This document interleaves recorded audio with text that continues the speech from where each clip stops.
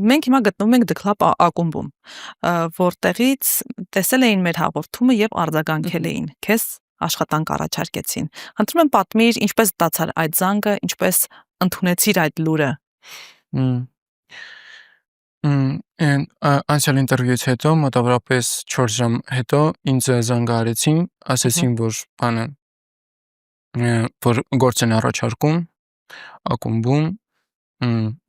տենց ավելի շուտ ես որ ասել եմ, որ քանի որ կուզենայի, որ աշխատանքս զուգահեռ լինի իմ ոլորտին համաձայն, որ կարողանաս համատեղ